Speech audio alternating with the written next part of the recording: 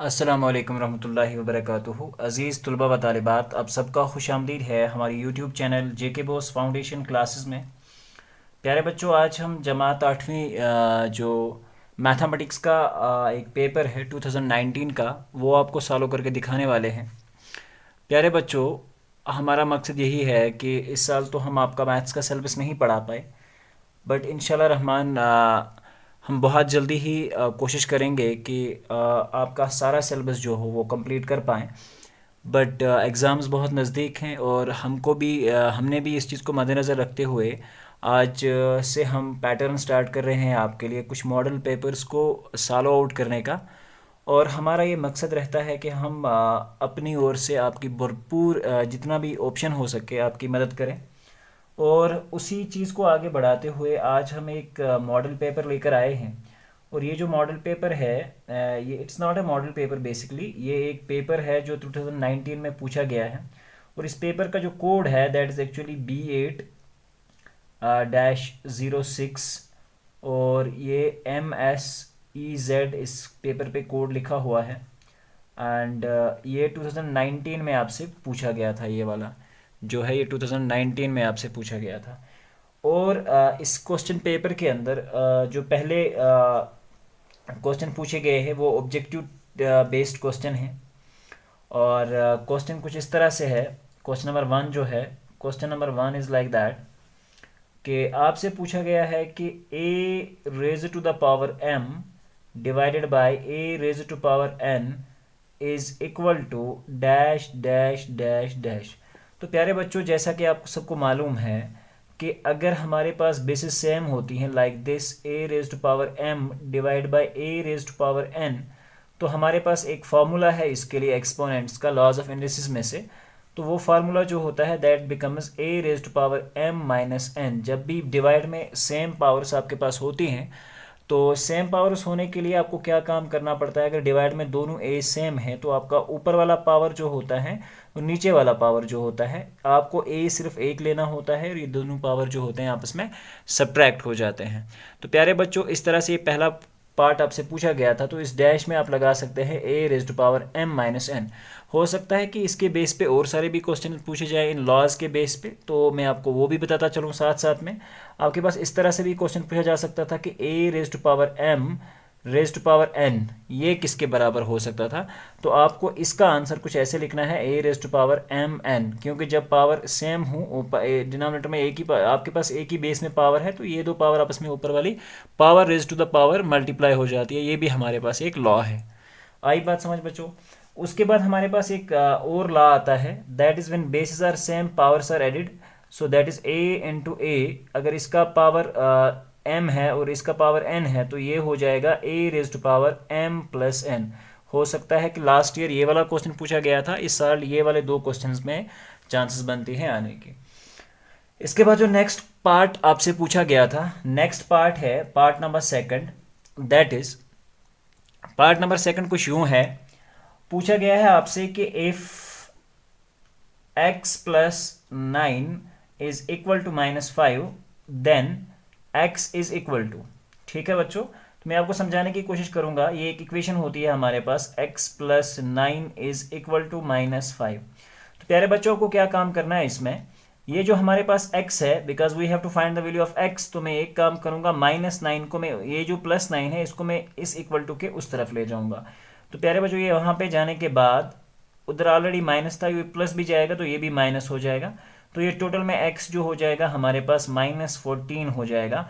तो आपको x का वैल्यू लिखना है डैश में, दैट इज इक्वल टू -14। इस तरह की बहुत सारी इक्वेशंस हैं आपके पास, एल्जेब्रिक एक्सप्रेशन में भी इस तरह की इक्वेशंस पूछी गई हैं और आपके पास फैक्टराइजेशन में भी ऐसे इक्वेशंस हैं। तो आप जाके उनको भी सॉल्व कर सकते हैं। जितने पेपर्स में हमसे क्वेश्चन पूछे गए होंगे हम कोशिश करेंगे कि आपको वो सारे हम प्रॉपरली दिखा सकें।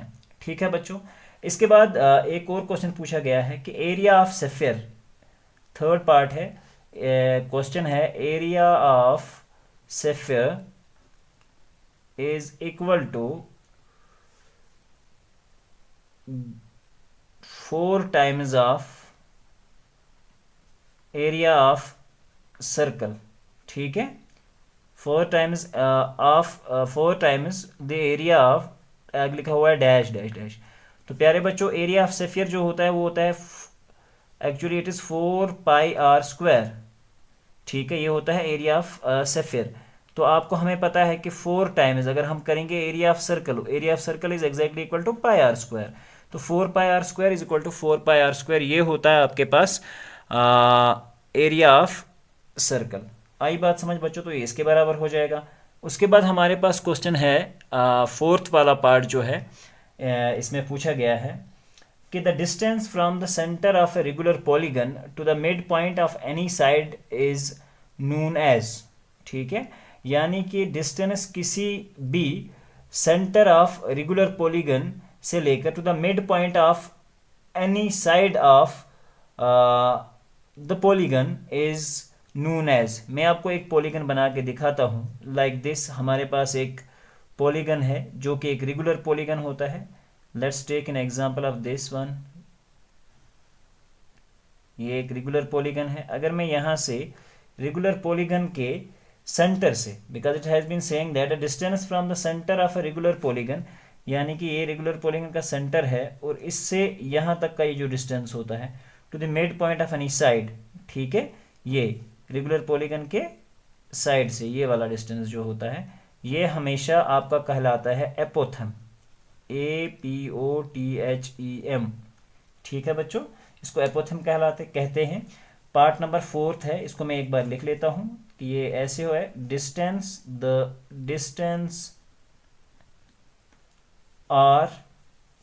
Distance from centre of a regular polygon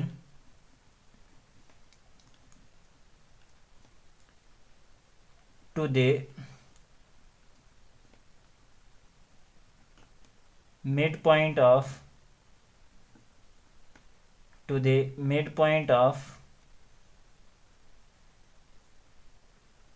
any of the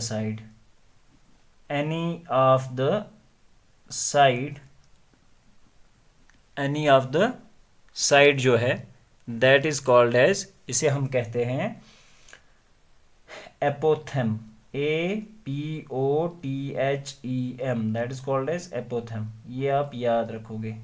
ठीक है बच्चों, that is called as apothem, APOTHEM। तो प्यारे बच्चों यहाँ पे हमारा 4th पार्ट होता है मुकम्मल। ठीक है, अब चलिए हम चलते हैं इसके 5th पार्ट को सॉल्व करने। तो 5th पार्ट कुछ यूँ पूछा गया है आपसे। 5th पार्ट इज दैट, आपसे पूछा गया है the diagonals are perpendicular bisectors of each other then the quadrilateral is called. अगर किसी भी क्वाड्रेटरल के अंदर जो डायगोनल्स होते हैं अगर वो बाइसेक्टर्स हैं एक दूसरे को, तो इस क्वाड्रेटरल को हम क्या कहेंगे? एक हमारे पास एक क्वाड्रेटरल बनाया हुआ है और इसमें ये जो मान के चलो कि ये क्वाड्रेटरल है 4 साइड फिगर, और इसमें डायगोनल्स जो हैं वो एक दूसरे को बाइसेक्ट करते हैं। ये दो डायगोनल्स होती हैं जो अपोजिट वर्टेक्स को ज्वाइन करती हैं, उनको हम डायगोनल्स कहते हैं। जैसे मान के चलो कि मैंने एक ABCD एक डायगोनल ये एक क्वाड्रेटरल ले लिया है।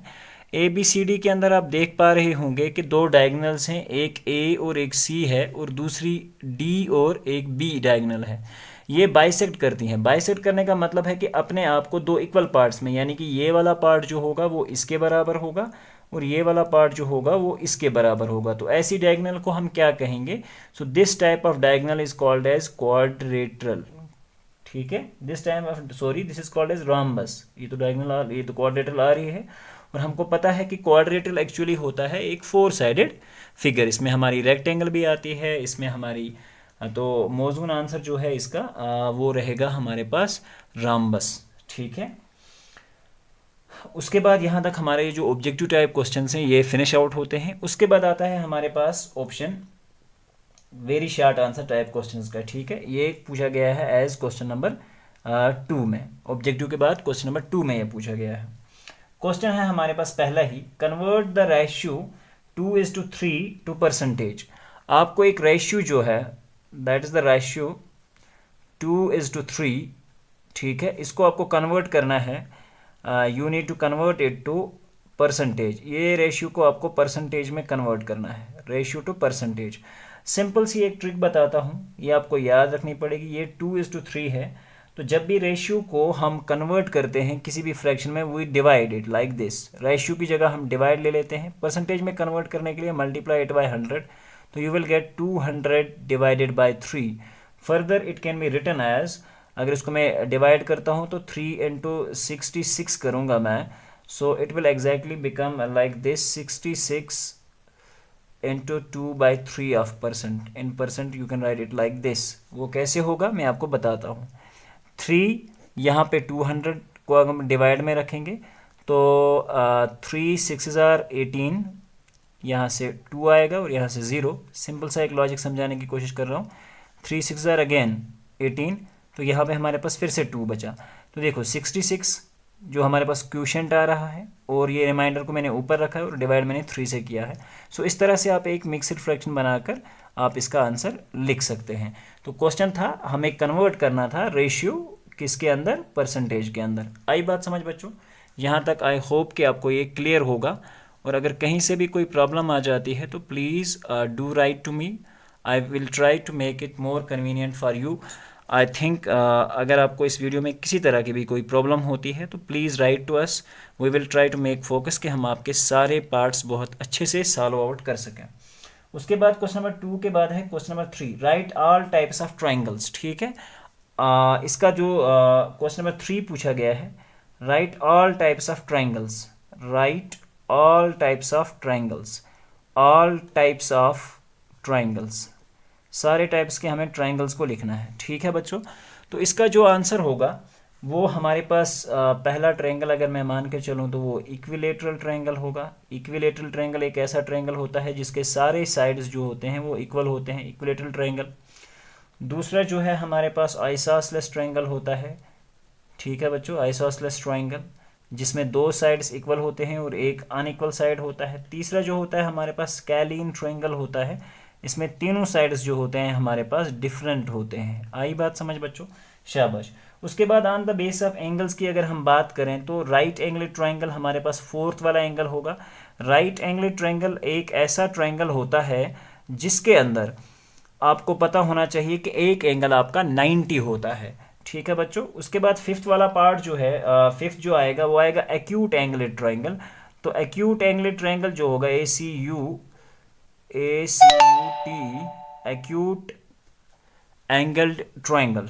ठीक है बच्चों, एक्यूट एंगल ट्रायंगल एक ऐसा ट्रायंगल होता है जिसके अंदर सारे एंगल्स जो होते हैं वो एक्यूट होते हैं, यानी कि greater than 0 and less than 90। ठीक है, तो 6th वाला जो है वो होता है आपका obtuse angled triangle, obtuse angled triangle.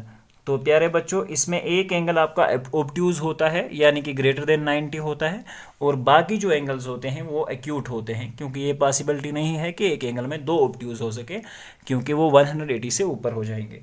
तो यहाँ हमारा क्वेश्चन नंबर 3 जो होता है वो मुकम्मल होता है। ठीक है बच्चों, let's move to the next page.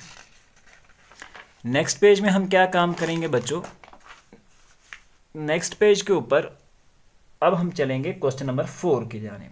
ठीक है बच्चों, let's start the question number 4। Question number 4 क्या है हमारे पास?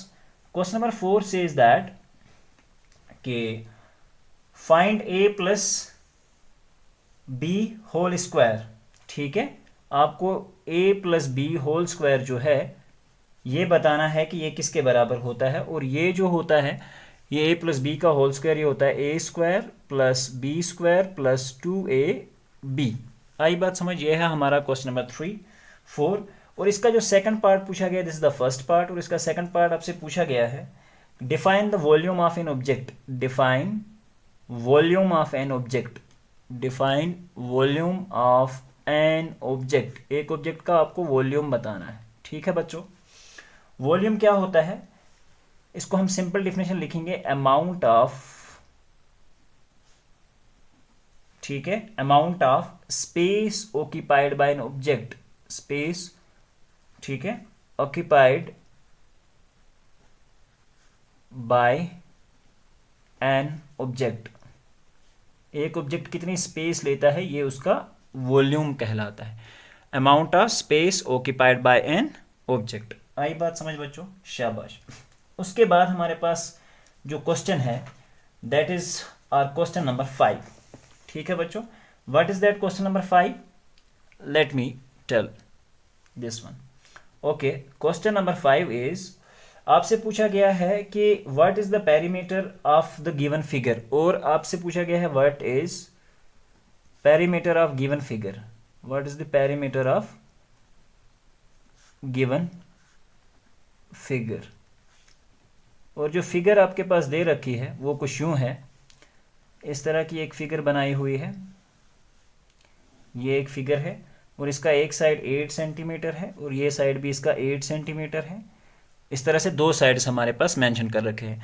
तो प्यारे बच्चों, हमें पता है कि अगर ये हमारे पास ये साइड्स जो हैं और यहाँ पे एक 90 का एंगल है इस तरह से, तो मुझे पता है कि इफ दिस इज़ 90 और ये दोनों 8 हैं, तो ठीक है, इसका opposite side is must that it should exactly be 8, because ये 90 है तो ओबियसली ये पैरेलल साइड्स हो गए इसके, तो ये एक स्क्वायर बनाता है। और स्क्वायर का अगर हम देखें पेरीमीटर एक्चुअली क्या होता है, सिंपल वर्ड्स में आप याद रखने की कोशिश करोगे, ठीक है, sum of all the sides of figure, sum of all the sides of a figure, all sides of a figure, और उसका जो है आपको सम निकालना है और वो आपका ये होता है, क्योंकि ये स्क्वायर है तो 4 टाइम्स मेरे पास 8 है, तो इसको मैं 4 इंटू 8 करूँ या 4 टाइम्स 8 को प्लस करूँ, 4 8 ज़ार 32 centimetre.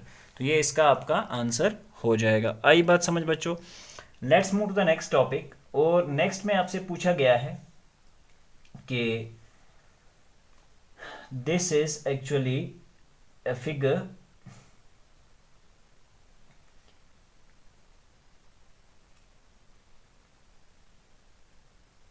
factorize, question number 6 is factorize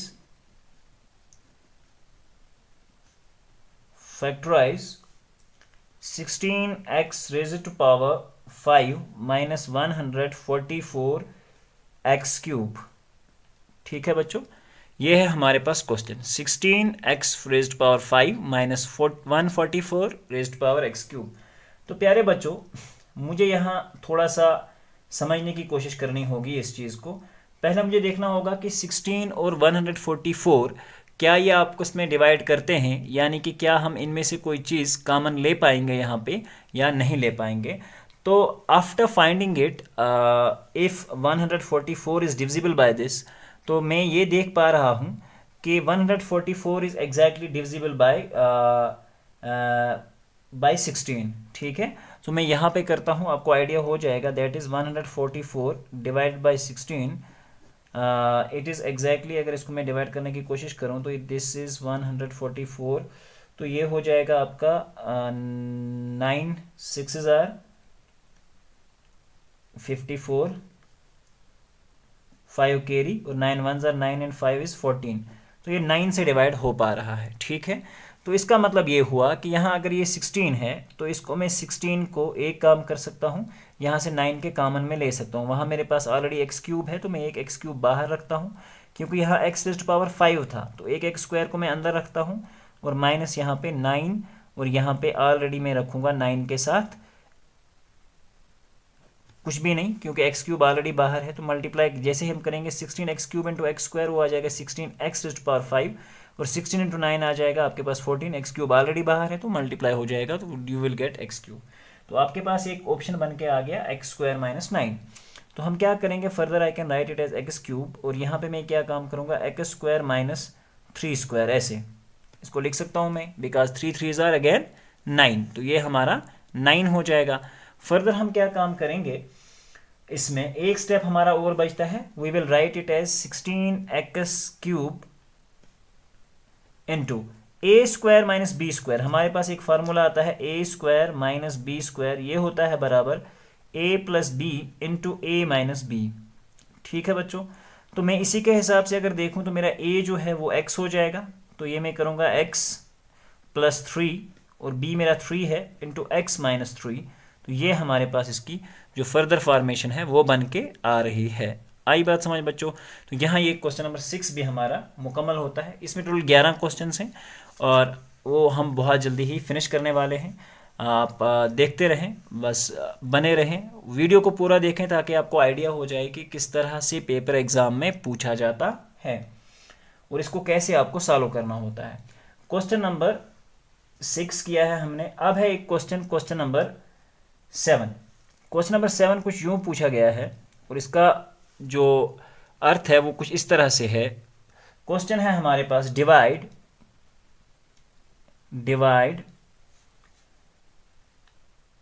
63a square b raised to power 4 c raised to power 6 divided by 7a square b square और c क्यूब। इस तरह से बच्चों ये क्वेश्चन है। 63a स्क्वायर फिर b raised to power 4 c raised to power 6 divide by 7a square b square और c cube. आई बात समझ बच्चों? आई होप कि यहाँ तक आपको ये अच्छे से क्लियर होगा। Let's move to the solving option of this question. अब देखो हम क्या काम करेंगे इस क्वेश्चन के अंदर, इसको थोड़ा सा और सॉल्व करने की कोशिश करेंगे ताकि आपको बहुत अच्छे से ये समझ आ जाए। ठीक है बच्चों, तो इस क्वेश्चन को मैं ऐसे लिखता हूँ 63a square b raised to power 4 c raised to power 6 divided by 7a square b square और c क्यूब। ठीक है बच्चों, सबसे पहले 7 9s आर 63, यानी कि 7 और 9 आपके साथ कट सकते हैं, तो मेरे पास बचा 9। नेक्स्ट स्टेप में मेरे पास 9 बच रहा है। यहाँ a स्क्वायर के साथ a स्क्वायर फिनिश, यहाँ b 4 है ऊपर और b स्क्वायर नीचे है, तो इसका मतलब है मेरे पास ऊपर बचेंगे 2 ही b, क्योंकि 2 b के साथ 2 कट जाएंगे तो वहाँ 2 बचे, तो b स्क्वायर। यहाँ c 6 है तो ये ख़त्म हो जाएगा, यू विल गेट c 3। तो प्यारे बच्चों इसका जो आंसर होगा 9b स्क्वायर c क्यूब होगा। तो ये वाला क्वेश्चन भी आपके एग्जाम में आ चुका है। उसके बाद आपसे क्वेश्चन पूछा जा रहा है question number 8। Question number 8 says that a sum of rupees 10,000। मैं पहले क्वेश्चन लिखता हूं ताकि आपको आइडिया हो जाए। a sum of rupees 10,000, ठीक है, rupees 10,000 is borrowed at the rate of interest 15%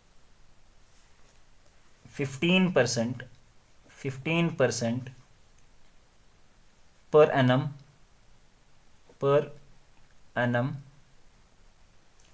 for 2 years, ठीक है। फाइंड सिंपल इंटरेस्ट, आपको लिखना है कि आप सिंपल इंटरेस्ट निकालो। Find the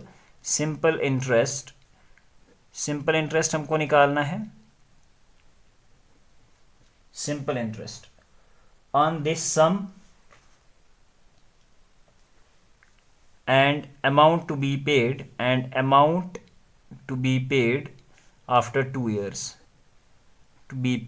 amount to be paid after 2 years,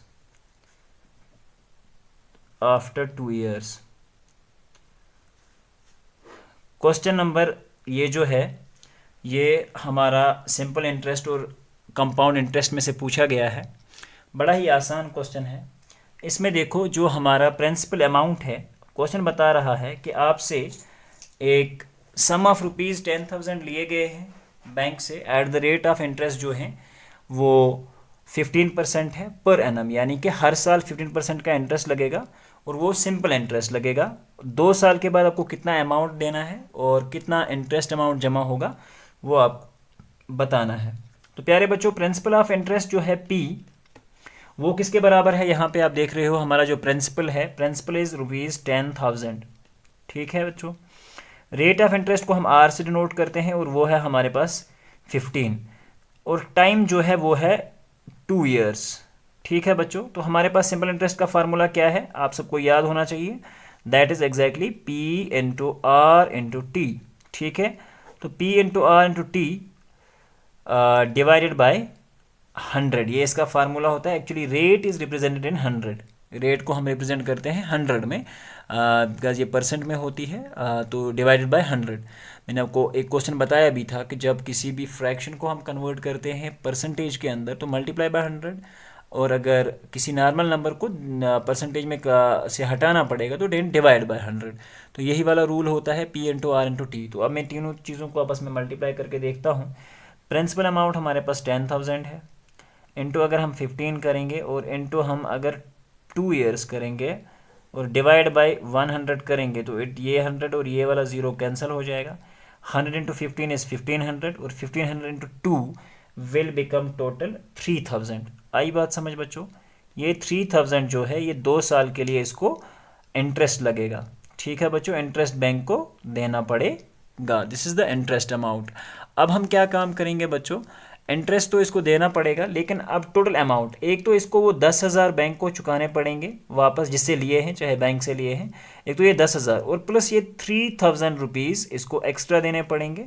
ये जो होता है हमारा 3,000 टोटल हो जाएगा। अब 13,000 रुपीज़ इसको अमाउंट पे करने पड़ेंगे और ये होगा amount to be paid at the end of 2 years.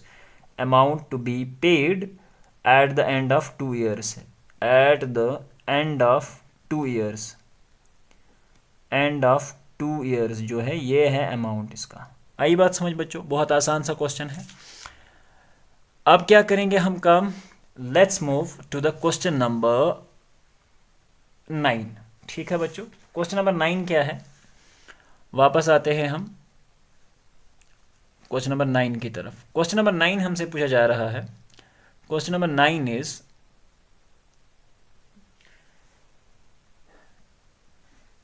subtract 3xy plus 5yz minus 7xz from, ठीक है, let me write the question first and then I will ask you how to solve it. ठीक है, ये हमारे पास एक question पूछा गया है 3xyz plus 5yz minus 7zx, इसको हमें सब्ट्रैक्ट करना है from 5xy minus 2yz minus 2zx plus 10xy और z। ठीक है बच्चों, तो हम क्या काम करेंगे इसको, how to solve out this. बड़ा ही आसान तरीका होता है इस क्वेश्चन को सॉल्व करने का, but you have to remember one thing कि हमेशा, यानी कि मुझे कहा गया है कि इस वाली टर्म जो है, ये वाली जो एक्सप्रेशन है, इसको हमें माइनस करना है इसमें से। तो हम क्या काम करेंगे, first we will write this one expression. कौन सी वाली? This one. So this is like this, 5 times xy minus 2yz minus 2zx, ठीक है, प्लस 10xyz, 10xyz, ठीक है, माइनस, ठीक है, क्योंकि इसमें से ये निकालनी है तो अब ये दूसरी जगह आ जाएगी, that is 3xyz plus 5yz and minus 2zx। आई बात समझ बच्चों? ये मैं कुछ इस तरह से लिख रहा हूँ। अब देखो यहाँ पे जो लाइक टर्म्स हैं उनको हमें फाइंड आउट करना पड़ेगा, क्योंकि ये यहाँ से आगे ये माइनस है, तो ये वाली टर्म हमारी जो है सेकंड टर्म बनती है। आई बात समझ बच्चों? देखो यहाँ पे एक स्टेप करने से पहले आप फिर से इसको एक बार माइनस को अंदर मल्टीप्लाई करना पड़ेगा आपको, 2yz minus 2zx plus 10xyz minus, यहाँ पे क्या करोगे आप, ये अंदर माइनस जब मल्टीप्लाई होगा तो ये हो जाएगा 3xyz प्लस माइनस फिर से हो जाएगा माइनस, तो आपका आंसर आएगा माइनस 5yz और ये माइनस लेके प्लस 2 टाइम्स zx, ये कुछ इस तरह से हो जाएगा। ठीक है बच्चों, अब हम देखते हैं कि हमारे पास कौन कौन सी चीज़ें यहाँ पे रहने वाली हैं और कौन कौन सी चीज़ें एक्स कैंसिल आउट हो जाने वाली हैं। ठीक है बच्चों, यहाँ पे देखो पूरे क्वेश्चन के अंदर आपको एक्स वाई की सिर्फ एक टर्म नज़र आ रही है, वो है ये वाली 5xy, और कहीं पे भी हमें एक्स वाई नो, कहीं पे भी एक्स वाई हमें है लेकिन एक्स वाई जेड है, तो इसका मतलब है X Y is going to stand, ये नहीं रहेगा। यहाँ पे अब दूसरी टर्म हमारी आ रही है माइनस 2yz। अब हमको yz ढूंढना है, कहाँ पे है, xyz है, ये वाला नहीं, और ये वाला है हमारे पास माइनस 5z और माइनस 2yz, माइनस माइनस क्या हो जाएगा plus, and you will gate how much is that, minus 2 और माइनस 5 हो जाएगा माइनस 7, तो ये हो जाएगा माइनस 5xyz, ठीक है, 5xy, तो ये हो जाएगा 5xy माइनस 3xyz और माइनस 3x, ये टोटल हो जाएगा माइनस 7yz, ठीक है, दिस वन। अब बचा आपके पास 2zx। अब हम zx वाली टर्म और यहाँ पे प्लस 2zx और ये दोनों, क्योंकि एक प्लस है और एक माइनस है तो कैंसिल हो जाएगा। 10xyz माइनस 3xyz, 10xyz में से 3 जाएंगे तो बचेगा हमारे पास प्लस 7xyz, ये हो जाएगा हमारे पास। दिस इज गॉन, ये वाला भी हो चुका है ये। तो this is the required answer of this question. आई बात समझ बच्चों? तो ये इसका आंसर आ रहा है। तो यहाँ पे हमने मुकम्मल किया ये वाला पार्ट। उसके बाद है क्वेश्चन नंबर 11। क्वेश्चन नंबर 11 आपसे पूछा गया है, it is like that. Question number 11, if Insha had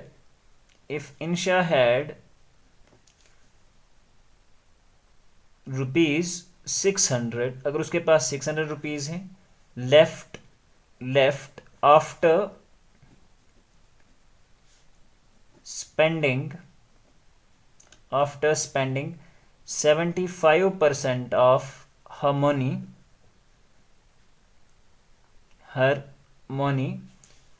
how much did she have in the beginning? How much did she have in the beginning? How much did she have in the beginning? Have in the beginning। Question क्या है ध्यान रखना, मैं आपको समझाने की कोशिश कर रहा हूं। Late me right first it.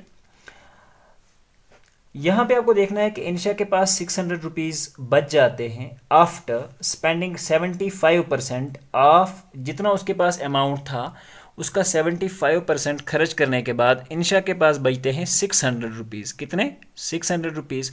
तो हमें यह बताना है कि इंशा के पास एक्चुअली कितने रुपीज थे। तो मैं इसके लिए क्या काम करूंगा सोल्यूशन में, let's see the solution. Solution है कि अगर इंशा के पास इतने रुपीस थे, पहले उसको ये रुपीस दिए किसने? देने ही नहीं चाहिए थे, इतने ज्यादा पैसे क्यों दे दिए? चलो दे दिए, अच्छा किया। Let's solve. Let the amount be x। जो उसके पास पैसे थे वो हमने मान लिए कि x, शिकस नहीं x। तो फिक्री, शाबाश, good. Money left after spending, तो ये थोड़ा बहुत लिखना होता है, बोर्ड वाले थोड़ा बहुत कर्व खालन। Money left after spending, left after spending मतलब उसने जो खर्च करा वो 600 था, ठीक है। तो हम क्या काम करेंगे कि हम दो तरीके से इस क्वेश्चन को लिख सकते हैं। या तो मैं इसको ऐसे लिखूंगा कि x इज द टोटल अमाउंट, ठीक है, then according to question. According to question क्या लिख सकते हैं हम? अकॉर्डिंग टू क्वेश्चन दो ऑप्शन हैं हमारे पास। इधर I am going to write it as कि 25% ऑफ द x, यानी कि देखो अब 75% इसने खर्चा किया था, तो 75% टोटल x का अमाउंट था, यानी कि ये क्या पोस्ट तम खर्चे में तम 75% ऑफ द मनी उसने खर्च किया है। अब कितना बचा है? 600। तो इसका मतलब है ये 625% है जो टोटल उसके पास था। ये एक ऑप्शन है इस क्वेश्चन को सॉल्व करने का। अगर आप ऐसे नहीं कर पाओगे, लेट्स सी, पहले मैं ऐसे ही करता हूँ। इसका मतलब है कि हम ये कह सकते हैं कि 25% of x is equal to 600। तो 25% को अगर मैंने बताया था कि परसेंट को जब हम फ्रैक्शन में लिखते हैं तो divided by 100 into X is equal to 600। तो ये हो जाएगा 25, I think I am out of station, तो ये है 25x divided by 100 is equal to 600। आई बात समझ बच्चों? Let's move forward and solve this completely this question. Question कुछ ऐसे सॉल्व होगा। अब यहाँ से आप देख पाओगे इसको अच्छे से। तो क्वेश्चन ये है कि 25x को मैं यहीं रखता हूँ एंड दिस 100 को मैं उस तरफ ले जाता हूँ, क्योंकि 100 जब डिवाइड में होगा तो उस तरफ जाने के बाद मल्टीप्लाई हो जाएगा, ठीक है। सो मेरे पास 25x जो होगा वो सीधा ही हमारे पास हो जाएगा 60,000 के बराबर। तो x हो जाएगा हमारे पास 60,000 डिवाइडेड बाई 25। आई बात समझ बच्चों? तो ये हमारे पास आएगा, दैट इज 25 2s are 50, तो वहाँ से 10 गए तो 100, 25 4s are 100, 20 zeros are 0s are, ठीक है। तो ये हो जाएगा x इज इक्वल टू 2400। तो उसके पास यानी कि 2400 रुपीज़ एट द बिगिनिंग थे। Rupees at the beginning was, rupees at the beginning is equal to 2400 उसके पास थे। आई बात समझ? बहुत आसान सा क्वेश्चन ये पूछ लिया था, ठीक है। तो या तो हम इसको ऐसा कर सकते हैं कि 75% of x is equal to x minus 600, ये वाला भी ऑप्शन हमारे पास अवेलेबल था, लेकिन ये आसान है तो ये आप याद रख सकते हो। इसके बाद एक क्वेश्चन हमसे पूछा गया है कंपाउंड इंटरेस्ट में। आई एम वेरी अनफॉर्चुनेट कि अभी दो क्वेश्चन और हैं, तो लेट्स फाइंड।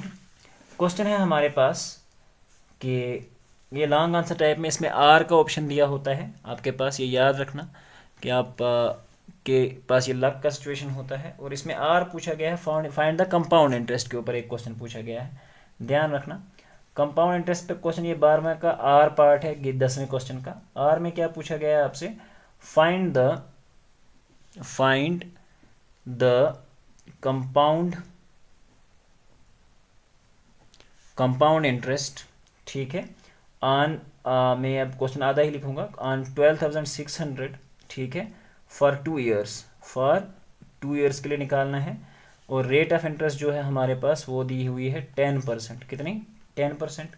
तो मुझे पता है कि कंपाउंड इंटरेस्ट का फार्मूला क्या होता है, शाबाश, that is amount is equal to, ये फार्मूलेज याद रखोगे, 1 plus R upon 100 raise to the power T, ठीक है, टी इज द टाइम है।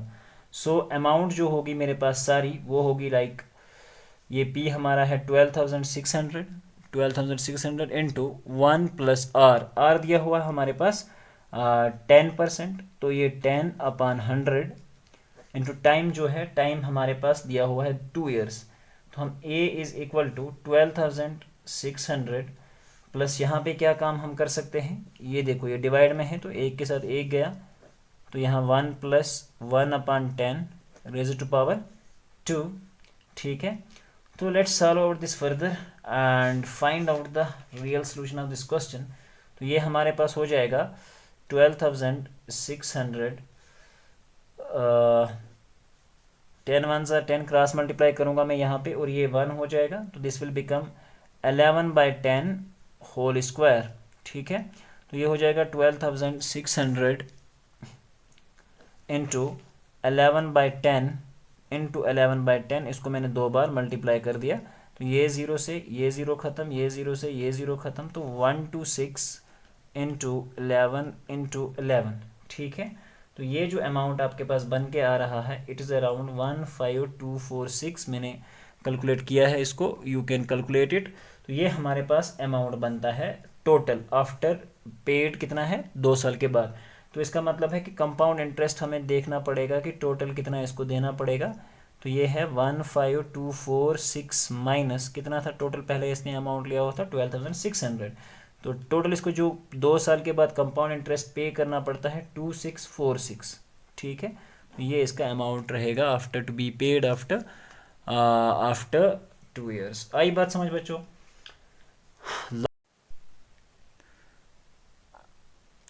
इसके बाद है जो हमारा क्वेश्चन नंबर 12 है, वो है कि एक रोड रोलर है, यानी कि वो रोड को जो दबाने की मशीन होती है, that take 750 complete revolutions to move over once the level of the road. एक बार रोड के ऊपर से गुजरने के लिए उसको 750 रिवोल्यूशंस लेनी पड़ती हैं। Find the area of the road if the diameter of the road roller is 84 centimetre and length is 1 metre. तो आपको डायमीटर दिया हुआ है रोड रोलर का, और आपको बताया गया है कि इसकी हाइट है, जो लेंथ है वो 1 मीटर है। तो सबसे पहले हम देखेंगे कि डायमीटर की जो हाइट होती है, क्योंकि अगर आप रोड रोलर का जो फ्रंट टायर देखोगे या टायर जो देखोगे, तो इसका टायर क्या होता है, ये एग्जैक्टली होता है किस फॉर्म में, रेक्टेंगुलर फॉर्म में, और उसका जो कर्वेड सरफेस एरिया होता है वही रोड को दबा रहा होता है। तो मैं सबसे पहले यहाँ लेटरल कर्वेड सरफेस या एरिया निकाल रहा हूँ। इसका मेरे पास डायमीटर 84 दिया हुआ था, रेडियस 42 था, हाइट मैंने ले रखी है 100 सेंटीमीटर, क्योंकि मेरा 1 मीटर दी हुई है हाइट, तो मैंने सारे अपने इंडिविजुअल्स को सेंटीमीटर्स में कन्वर्ट कर दिया। लिटिल कर्वेड सरफेस एरिया होता है 2πRh, तो 2 इंटू पाई का वैल्यू होता है 22/7 इंटू आर जो हमारे पास है वो है 42 इंटू 100। तो यहाँ 7 से 7 6 42, ऊपर बचा मेरे पास 2 इंटू 22 हो जाएगा 44 इंटू 6 इंटू 100। तो ये आ जाता है 44 इंटू 6 इंटू 100 करेंगे तो 600, 246400 आता है जब ये एक रेवोल्यूशन कंप्लीट करता है। तो area covered in 1 revolution is exactly equal to this. उसके बाद हमें क्या काम करना है कि इसको 750 से मल्टीप्लाई कर देना है, तो आंसर आता है 198 विथ 5 टाइम्स ऑफ 0। अब यहाँ पे ये सारा आ गया हमारे पास आंसर जो है सेंटीमीटर स्क्वायर में, लेकिन आपकी बुक पे आंसर जो है वो शायद मेरे ख्याल से दिया हुआ है मीटर स्क्वायर में। तो मीटर स्क्वायर करने के लिए लाने के लिए इसको डिवाइड बाय 10,000 करेंगे हम, तो ये 1980 मीटर स्क्वायर के बराबर होता है। ये रहा आपका ये वाला क्वेश्चन। उसके बाद जो नेक्स्ट क्वेश्चन आपसे पूछा गया है वो क्वेश्चन कुछ यूँ है, मेरे ख्याल से बिकम्स वेरी इजी अगर मैं पहले ये रख करके रखूँ ताकि वीडियो बहुत लंबी ना हो, आपका बहुत टाइम वेस्ट ना हो।